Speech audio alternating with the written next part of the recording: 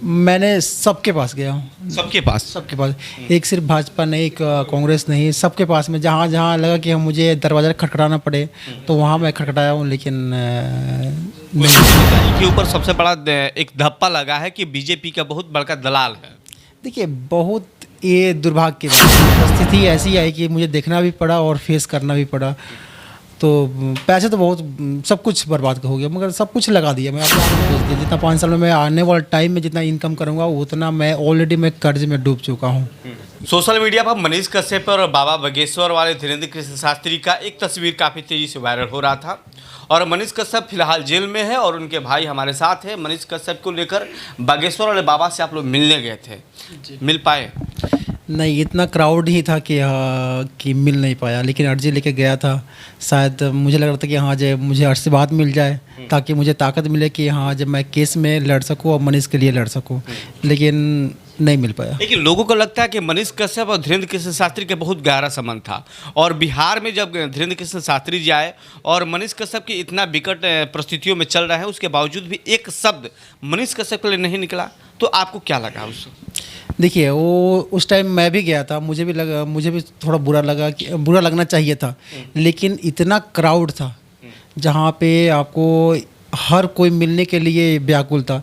लेकिन मुझे तो कोई जानता नहीं है, शायद वहाँ तक खबर नहीं पहुँची होगी या कुछ और प्रॉब्लम होगा, तो नहीं मिल पाना कोई बड़ी बात नहीं है। हाँ, लेकिन आशीर्वाद मिल जाए बस, ऐसे ही आशीर्वाद मिल जाए बस, मुझे ताकत मिल जाए कि मैं केस में लड़ सकूँ बस।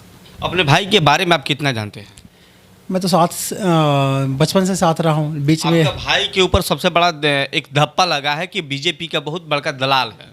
देखिए, बहुत ये दुर्भाग्य की बात है, क्योंकि उसने जितना विपक्षी के पार्टी में नहीं बनाया वीडियो, उतना बीजेपी के विरुद्ध वीडियो बनाया। आप कोरोना काल में देख सकते हैं कि हर पर डे 3-4 वीडियो जो आती थी वो बीजेपी के विरोध ही आती थी। चाहे एम्बुलेंस पे खड़ा होकर रिपोर्टिंग करना हो, चाहे रोड को लेकर, चाहे स्वास्थ्य पे, चाहे शिक्षा पे, मंगल पांडे जी के भी ऊपर बहुत सारा वीडियो बनाए हैं। तो ऐसा गलत बात है, लोगों की आईना थोड़ा चेंज करनी पड़ेगी। लोगों का कहना चेंज करें, बिल्कुल थोड़ा सा समझना होगा कि हाँ देखिए, आप वो दोनों तरफ से देखिए ना। आप जैसे मेरे विरुद्ध में कोई वीडियो बनाता है तो यानी मेरे जो आदमी रहेंगे कि बोलेंगे कि हाँ जी नहीं, ये गलत बात है, कि हाँ जी आप उनके तरफ, बहुत ही गलत बात है। आप देखिए, उनके तरफ उनके विरोध भी बनाया गया है और इनके विरोध भी बनाया गया। जहाँ पे भी बुराई दिखती थी, जहाँ पे भी बुराई दिखती थी वहाँ पे भाई ने मेरा वीडियो बनाया है। और एक चीज़ और, मैं खुद एक भाजपा नेता के केस उन्होंने हमारे ऊपर केस किया, उसको हम लोग लड़ भी रहे। बीजेपी के नेता आपके ऊपर केस? जी जी जी, वो तो आपके ऊपर के मनीष जी के ऊपर? मनीष के ऊपर। तो कैसे हम लोग भाजपा का समर्थन हो या विरोध, हम लोग ऐसे नहीं है। गलत जहाँ पे भी देखा है उसने वीडियो बनाया है उसके विरोध में। आप लोगों ने मनीष जी के केस के बारे में किन किन लोगों से मिला? कहा जाता है कि भाजपा के बड़े नेताओं से यदि मिल जाते तो एनएसए वाला मामला सॉल्व हो जाता। कभी मिलने के प्रयास आप लोग किया? मैंने सबके पास गया हूँ। सबके पास? सबके पास, एक सिर्फ भाजपा नहीं, एक कांग्रेस नहीं, सबके पास में जहाँ जहाँ लगा कि हम मुझे दरवाज़ा खटखटाना पड़े तो वहाँ मैं खटखटाया हूँ, लेकिन नहीं, सुनने को तैयार नहीं। सुनने को कोई तैयार नहीं, वो सही बात है। क्या लगता है कि मनीष जी का जो केस है कहाँ तक पहुँचा है? देखिए, अभी सुप्रीम कोर्ट से 8 तारीख को जो मूव करने के लिए बोला कि मद्रास हाई कोर्ट के लिए, उसके बाद से अभी वहीं पे है, अभी उसका आगे नहीं बढ़ा हुआ। उसके बाद मैं यहाँ पटना आ गया और कुछ हमारा फाइनेंशियल इशू था, तो अभी कई पैसे एक दो मैं इंटरव्यू में देखा था कि आपने बोला कि अब जितने मेरे पास लगाने की क्षमता था आर्थिक रूप से मैंने लगाया, अब मेरे पास आर्थिक रूप से मैं कमज़ोर होते जा रहा हूँ। लोगों से अपील भी आपने करना शुरू किया है कि आप मेरे साथ खड़े हुई जी। देखिए, एक मैं साधारण सा जॉब करता हूँ, एक बैंक का सैलरी आपको भी पता होगा कितनी होगी, और मेरे पापा आर्मी में है तो आपको भी पता होगा कितनी सैलरी होगी।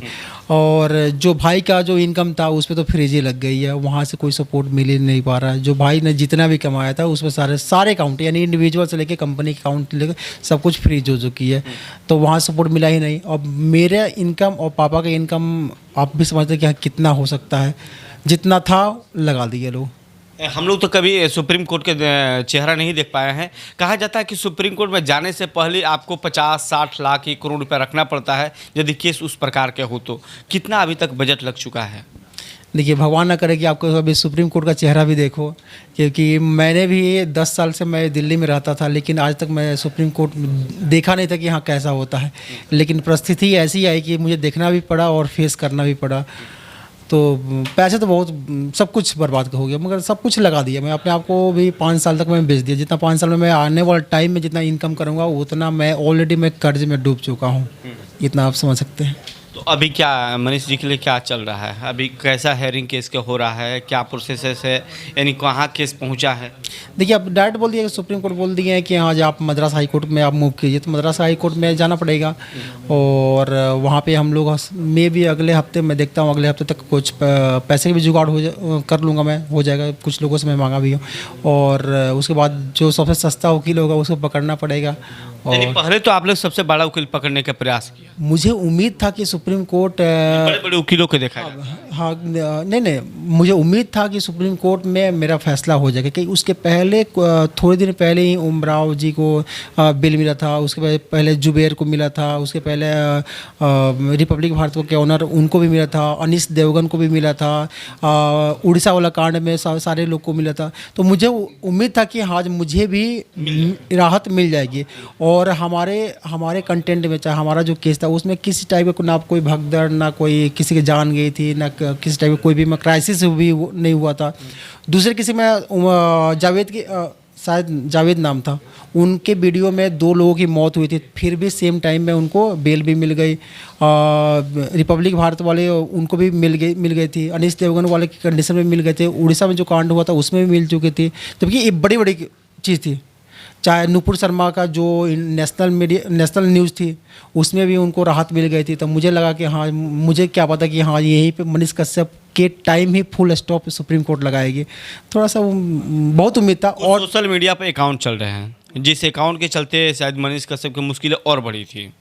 और कभी आपने प्रमाणित करने की कोशिश किया कि अकाउंट मेरा नहीं है, इसलिए कि बाहर में तो आप दिख रहे हैं? मैंने बहुत बार 2-3 वीडियो भी बनाया था और पोस्ट भी मैंने किया। भाई के आईडी से भी, मैं अपने आईडी से भी, जहाँ जितने भी फेक आईडी है तो प्लीज़ आप लोग मेरा सहयोग कीजिए। यही आपका सहयोग ही रहेगा कि आप अपने नाम पे उसको मूव कर लीजिए या अपना डीपी लगा लीजिए। अब फिर भी लोग नहीं माने और बहुत सारे कंटेंट के लेकर हम लोग को जवाब देना पड़ता है। इसके पहले हम लोग कोर्ट में भी ऑलरेडी जवाब दे चुके हैं, लेकिन कुछ भाई लोग अभी भी नहीं मान पा रहे हैं। तो आप लोगों से फिर से मैं रिक्वेस्ट करना चाहता हूँ, जो भी फेक आईडी बना रहा है तो प्लीज़ आप चेंज कर लीजिए या अपने नाम से या अपना डीपी लगा लीजिए। और प्लीज़ और हमारे परिवार को परेशान ना करें, क्योंकि आपकी एक गलती हमारे लिए बहुत बड़ी गलती हो जाती है। तो रिक्वेस्ट है सभी लोग से कि प्लीज़ अपने नाम पे मूव कर लीजिए। 1500 के माइक उठा के एक यूट्यूबर पूरे बिहार के आंसू पोंछने के लिए खड़ा रहता था और बिहार बदलने की तैयारी में था कि मैं बिहार बदलूंगा। और बिहार में भ्रष्टाचार हो या कोई भी बड़ा मुद्दा हो, छोटा मुद्दा हो, तो सब पहले नेशनल मीडिया को नहीं देखते थे। जहां भी छोटी मोटी घटना होती सबसे पहले बोलते थे कि मनीष कश्यप कब आ रहे हैं। कोई भी मुद्दा होता था बिहार में, बिहार के बाहर में, बिहार के और भी राज्यों में, देश के और राज्यों में होता था, तो सबसे पहले मनीष कश्यप को याद किया जाता था। और आज मनीष कश्यप जेल में है, उनके ऊपर एनएसए लगा हुआ है। लगातार मामला सुप्रीम कोर्ट में, हाई कोर्ट में चल रहा था। लेकिन जो उम्मीद लगा कि इनके भाई साहब ने कहा कि फेक आईडी बना के मुझे और मेरे भाइयों को परेशान नहीं किया जाए, तो मैं आप लोग से आग्रह करूंगा कि फेक आईडी बना के एक नया केस आप लोग दायर मत करवाइए, नहीं तो आपके चलते फिर से एक केस बढ़ सकता है।